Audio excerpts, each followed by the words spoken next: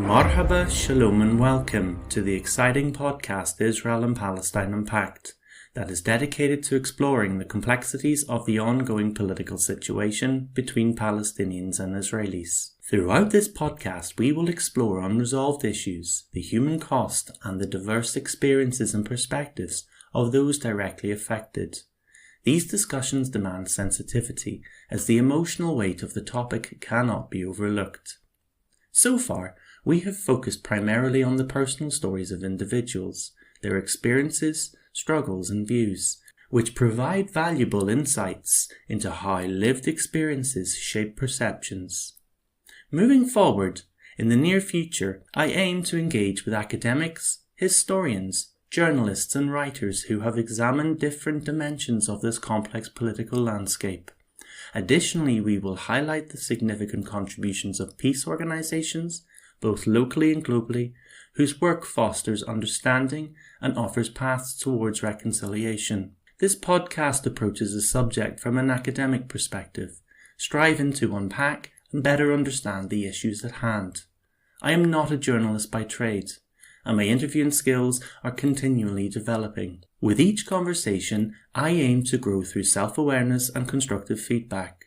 While I may occasionally miss opportunities to further explore claims or subjects, I view these moments as steps in a learning journey that I hope will make each episode more insightful. Finally, it is important to emphasize that all views expressed are those of the interviewees alone and do not necessarily reflect the views of this podcast. On today's episode of Israel and Palestine Unpacked, we speak with Dr. Eleni Fotou, a forensic psychologist, about radicalisation and de-radicalisation. We hope that this episode is both informative and enriching. And if you enjoy conversations like this, subscribe to stay updated as we continue exploring different narratives within this complex and deeply human conflict. Dr. Eleni Fotou received her Bachelor in Science in Psychology from the University of Utah in 2002 and has spent the past 10 years studying the criminal profiles of domestic homicide offenders in Greece. She has lived, worked and studied in the US, the UK and Greece, developing a research background that specialises in radicalisation, extremism and terrorism studies.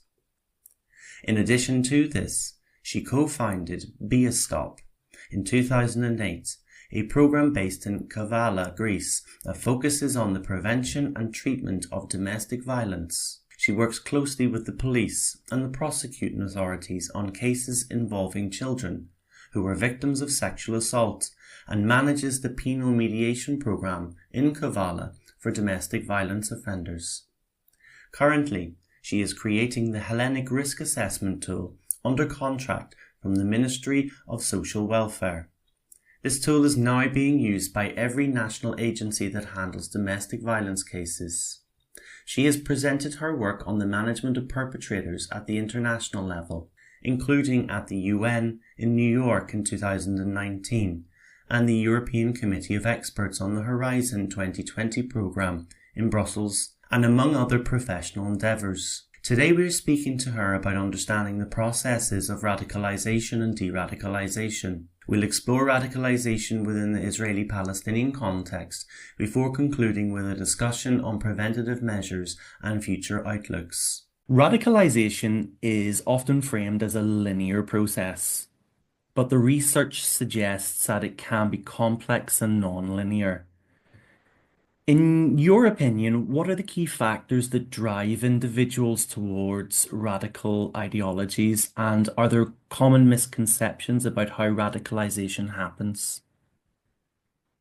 So I will answer this from a country perspective. So I think it will be interesting if I can answer it from the Greek perspective, which is a little bit different than what we perceive as radicalization. So we have in this country both right-wing extremism and left-wing extremism, and the people who choose these paths are similar and different at the same time.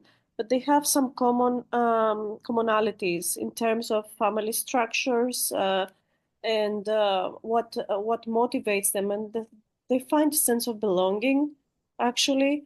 And I can give you an example. If we think what makes a person want to belong somewhere, we have this organization. We had a left-wing organization called November 17th. It had more than 20 years of operation in the country before being disbanded in 2004. So they were very, very anti-American and very politically motivated, but at the same time, they had a very rigid structure where they used financing, where they used crimes in terms of thefts. And the people who they gathered within their midst, they were people who needed a family structure. They needed, their leader is a fatherly figure, basically. So that's what they needed. They needed a fatherly figure, a person who was almost was very charming, was very intellectual.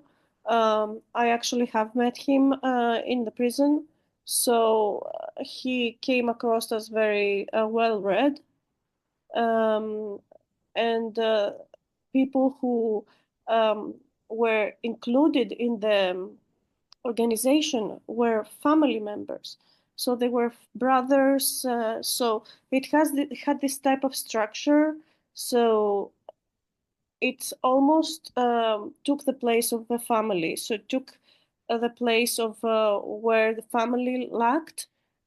This organization, the terrorist organization, the radicalization, filled in those gaps. And then at the same time, we can see that with the right-wing extremism as well, which is very much organized, almost rigidly organized. So here also we find people who come from family backgrounds where there's something lacking. And the other interesting thing is the involvement of women in radicalization and how women become involved in radicalization. And women that tend to be more, they don't take a side role here. So they take an active role, and the reasons why they choose to take an active role is for them also to feel this sense of involvement. So I think that when an individual starts to get radicalized is because there is something lacking in their lives, whether it is a young boy or a young girl or an older individual. It's when something is missing. And also, it has also to do with the social happenings in the country. So, for example, we had during the economic crisis, we had this organization that it was only 5 members, but they blew up an ATM and something like that. But they turned against everything they saw as a symbol of European power because of everything that was happening, the sanctions and everything like that. So I think it's two different forces. One has to do very individual, very um, personal, I think, what motivates a person. And then at the same time, it has to have the right triggers socially. Do you think there's an element of, you've spoken about the importance of group and the sense of belonging. Do you Mhm. think that there's an element of the individuation as a part of that process where a person, once they join a particular movement or group or become attached to whether a left or right wing ideology, do you think there's a sense of them losing a part of themselves to fit in with the group norms? I think it has to do, I, not in the sense of losing oneself. It's just assuming a different identity. So if you read through criminology, that there is this theory of criminology called labeling criminology. So people accept labels for themselves. So a person will want to adhere to a concept of self. um, so when becoming part of a group, whether it is the IRA is a good example for it. Okay. Uh, so when you become part of that group, it gives you a sense of belonging, a sense of power, a sense of family, a sense of purpose. So if you lack that in your everyday life, if you're unemployed, if you have a family that is not supportive, then you find all those elements in that other label, in that other identity. So I'm So, being very psychological about it, but as I told you, this is the way I'm approaching it, not very politically, but more psychologically. and that's absolutely fine. That is exactly what I'm after. You see, in terms of radicalization, within within the context of the Israeli-Palestinian political situation, where where people have been exposed to violence, grievances, and ideological narratives. How does radicalization and de-radicalization manifest in this specific context? And in your opinion, what unique challenges exist in addressing them? So here is a different case because you have an area of the world where there is conflict for more than almost a century. So these are almost issues that have been passed down from generation to generation. So after each generation, these issues get escalated or de-escalated depending on the current situations. And I think you have individuals on both sides that are extremists, both in from the Israeli part as well from the Hamas part. And I'm not going to put Palestine and Israel. I'm going to put the extremist parts of both factions. And I think conflicts arise when these different cultures actually clash. And I don't think there is an easy solution there. I don't think that there is. I mean, it's easy to advocate for peace, but I think that unless you have like an active joint discussion from both sides, from both the governments, the Palestinian and the Israeli governments, to say, okay, we're going to have joint schools, we're going to have a joint culture, we're going to have joint everything, so we can eliminate this conflict. I don't think there's going to be an easy way of solving these issues. Yeah, if you think, I suppose, like I'm thinking about the expression of extremism in both societies. The social context in Gaza is incredibly different, and not just Gaza, within the West Bank as well. I suppose it's a different context, but at the same time has a lot of issues there too. But if you think about Gaza, you have had a history of poverty, of Egyptian as well as Israeli military occupation. You had a short window of the Palestinian Authority that was then overthrown in a brief civil war, if that's what you want to call it, and being replaced by Hamas. On the Israeli side, you have a group of extremists that are building settlements in the West Bank and in many ways don't struggle with the same sense of socioeconomic problems. In what way does each respective context give rise as a fertile ground to provide a situation or context where extremism actually rises? In your opinion, what are the roots? What are the... So when you have two clashing and different cultures right next to each other, in terms of religion, in terms of different societal norms, so then there is also always the possibility of some problems there. But as I said, I don't think the problem is so easily explained, right?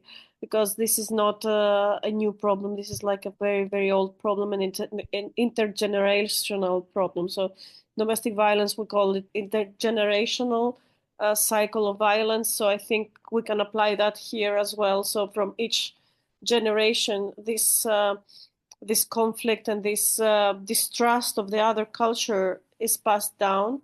So it has this heightened possibility of conflict, I think. And as I said, until the governments just sit down and decide, okay, we're going to stop this and we're going to create new joint programs, it's not going to stop, because right now we're focusing on the divisions, on what makes us separate, rather than what makes us the same. Yeah, yeah. There was an incident. Now, there's many incidents, of course. There was an incident that occurred in the US there very, very recently where two, if I'm not mistaken, two Israelis attacked an individual thinking that they were a Palestinian. What factors what factors are going through their heads? What particular sense of thought process, psychology that is going through their minds, or even the mind of an individual who is carrying out a suicide attack inside Israel from the West Bank or Gaza? What is going on there in their heads? So it has to do with what makes them, as I said, again, the labels, right? So will you label yourself as a human being, so you said about the states. So the states is a different situation. It's a different country where violence is much more readily accepted on a day-to-day basis, where guns is something that you go in to buy at the grocery store, and so after the pandemic, things have taken a turn for the worse, if possible, but it's actually true in terms of society. So things are people are very used to violence, unfortunately. So when you have incidents like that, I don't think it's just the racial thing, or it's just the two Israelis attacking a Palestinian. We have to see it inside the context of the country. It's easier to do it there than to do it in Ireland or in Greece or in Germany, for example, in a European country where they understand that this type of violence is not accepted and they will have significant sanctions. And I think that what goes through a person's head when they do an action like that is just complete dissociation. Is they lose a sense of self, they adhere to a sense of whoever orders them to do that. Yeah. And shifting focus ever so slightly, as what most people are probably thinking of, how do we get to a point where once somebody has embraced a radical ideology, once they feel a sense of belonging, what are the most effective methods for de-radicalization? Are there key psychological or social factors that need to be addressed that will help individuals more receptive to change? Yeah. So I will speak first about what happens in prisons, and then what can happen outside the prisons. So within prisons, what we saw in Greece, especially with younger kids, is that the social workers were very well able to work with them and to provide them a sense of belonging. And as I said, these individuals have some gaps in terms of parental support. So they actually found that in the personnel of the prisons, and then they are guided towards activities within the prison, like theater or a different working work or schooling, so or even university. So these type of activities actually help radicalized individuals feel more accepted in society. So when they get out of prison, then they become more involved in society because they feel that they have something to gain. So it's actually working with groups, right? So you have to see who are more who are the individuals more likely to be radicalized. You go into the schools, you go into these groups, and then you offer a sense of belonging within the society for these people, girls and boys. It has nothing to do with the gender, because both can be radicalized. So you have to work with them for them to feel wanted from the society and not to feel other, not to feel that society is against them. So whether that will have to be like a sport group or a theater group or something, anything, even community service, is just changing their perception of how society is seeing them. Yeah. And I can give you examples. We have a camp here in the city where I'm living, a refugee camp, and it's actually one of the few camps where we had at one point we had I think 7 different nationalities: African, Ukrainians, Syrians, Afghans, and we had no problems because we took out their identities of who these people were, and we explained to them what they needed to do in order to become European citizens, right? So they can work, they can um, be part of local events, the kids go to school, and when they feel part of the community, there is no reason for them to feel marginalized. Yeah.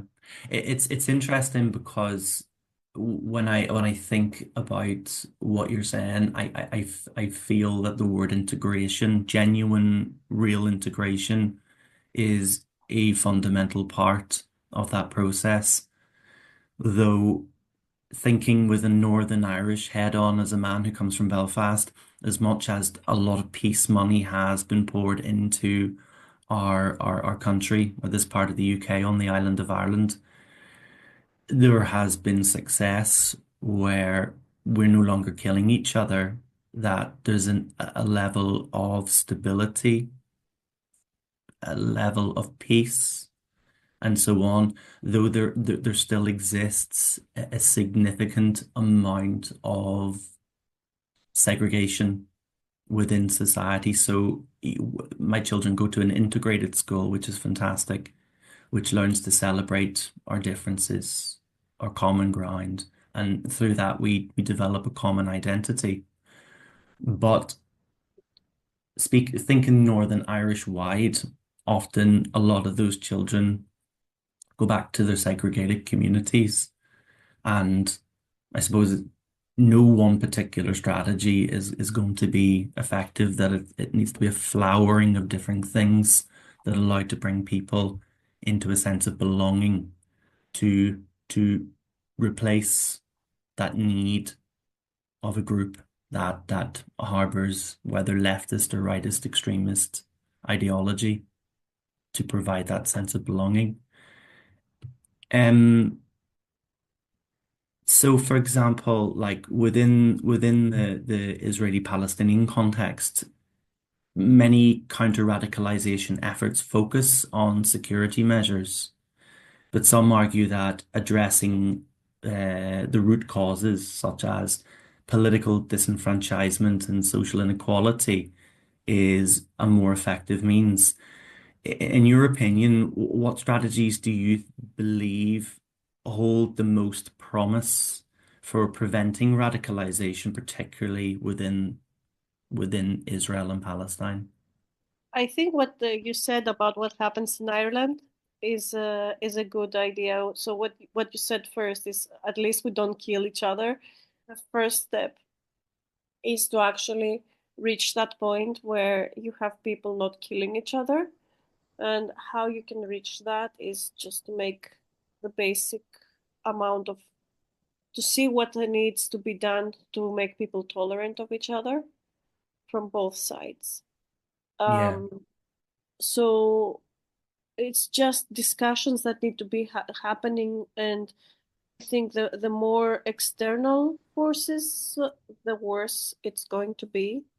Whenever you have other agencies trying to um, solve problems in an area of the world, I think that always makes things worse, rather than the people trying to solve the situation themselves. Um, I don't have an answer for you, honestly. It's just, I think it has to do with whenever people will feel comfortable sitting down and saying, okay, it's enough. And it has to happen from both populations, both the Israeli and the Palestine population, saying, okay, it's enough, we had enough. Until that time, I think it's not going to stop. Yeah. So just before we finish, you talked about the influence and impact of people from the outside. In your perspective, when you think about the radicalization of people in Europe, in the UK, on the island of Ireland, in the US, and the polarization that has occurred into pro-Israeli camps and pro-Palestinian camps, what impact do you think that that's having on the situation within this part of the world? I don't think it's positive really, because it's an outside force. So it actually helps them become more radicalized when they think that they find support either one way or the other. So if, for example, the Israelis feel that, okay, so we have support from these nations, so we're validating what we're doing, and then the Palestinians say the same thing. Look how many protests are being done for our cause. We're validated. So I don't think it's helpful. I think the solution will happen when the Palestinian people and the Israeli people decide that they haven't had enough and it's not acceptable anymore. The same thing that happened in Ireland, the same thing that happened in Greece, the same thing that happened, because we have these lessons learned, right? Why did the war stop? Because people decided we had enough, Yeah. right? So until we reach that point, I think this will continue. Yeah, it's interesting. It actually strikes me. I think back to the time of the early 90s when the first Intifada was raging. Mhm. There was a process that occurred outside of the media spotlight where various delegations from both sides of Israeli representatives and Palestinian representatives met together in Oslo. Mhm. And I'm not saying the Oslo Agreement was perfect. It had its strengths. I can understand what they were trying to do, but at the same time, a lot of the weaknesses became apparent, and then the lack of political will, particularly on the right of each spectrum with Hamas and the right that grabbed power in Israel in '96, uh, slowed down the process, put obstacles in the way, and so on. But there was from what I understand, I could be wrong, but there was a process where both parties sat down out of the media spotlight and actually began a process of talking to one another. And I suppose it was led by both parties, and that was the important aspect for that, to be able to lay some sense of groundwork without the pressure of external parties and the world's media shining a spotlight on that process. Now, it obviously didn't work out in the end, but from what I understand, over the course of those 10 years, maybe not even 10 years, well, probably would have been about 10 years, there was a gradual shift socially within both environments towards, at that time, a recognition of a two-state solution, before then eventually giving way to a sense of despondency in the early noughties. Well, that's what I'm saying. I think it has to happen internally, right? The real solution will have to happen internally. And history has shown us this. It's not something new. It's something that history has shown us that real and sustained change happens when um, the parties themselves decide that it's enough. As we wrap up today's episode, I want to express my deepest gratitude to our guest, Dr. Eleni Fotou, for her openness and willingness to share her personal views, experiences, and stories. Looking ahead to our next episode, we'll be speaking with Shachar Erez, a licensed marriage and family therapist who has openly shared about his work and efforts to help survivors reframe trauma to prevent PTSD in the wake of the October 7th attacks. Until then, I would like to thank you for listening today.